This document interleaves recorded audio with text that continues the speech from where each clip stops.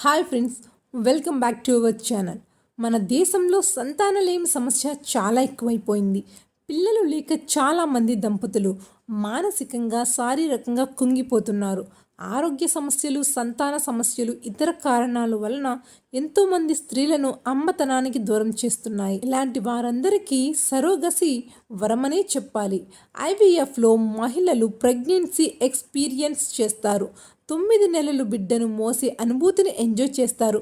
కానీ సరోగసి గర్భధారణ అనుభూతి ఇవ్వకపోయినా జీవితాంతం మాతృత్వపు మధురిమను అందిస్తుంది.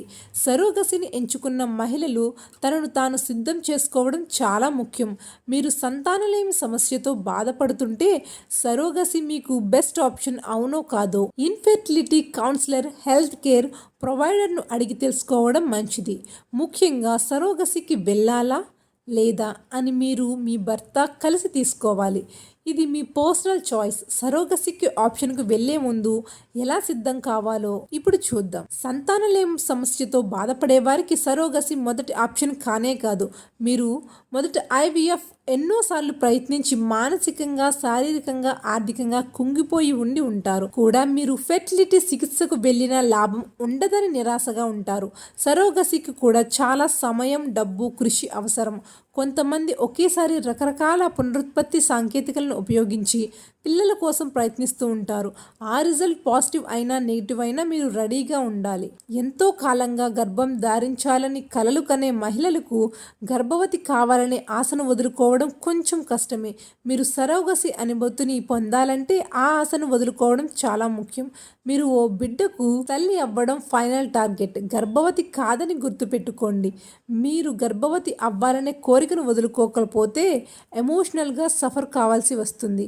మీరు సరోగసికి వెళ్లే ముందు మీ బిడ్డ వేరొకరి గర్భంలో పెరుగుతున్నాడనే ఫీలింగ్ విడిచిపెట్టండి. సరోగసి ప్రాసెస్ మొదలయ్యే ముందు సరోగేట్ బిడ్డ తల్లిదండ్రుల మధ్య మంచి రిలేషన్ బిల్డ్ అయ్యేలా చూసుకోవాలి. ముఖ్యంగా తల్లి, సరోగేట్ మధ్య సత్సంబంధం ఉండాలి. స్క్రీనింగ్ సమయంలో మీ బిడ్డను సరోగేట్ మదర్లో కడుపులో పెరగడం చూసి ఆ ఫీలింగ్స్ అణిచివేసుకోవడం కొంచెం కష్టమే. సరోగతి జర్నీలో అసూయ భావాన్ని దూరం పెట్టుకోవాలి. మీరు మీ భర్త అంగీకారంతోనే సరోగసి ప్రాసెస్కు వెళ్ళాలి. మీ ఇద్దరి ఎఫర్ట్స్ సమానంగా ఉండాలి.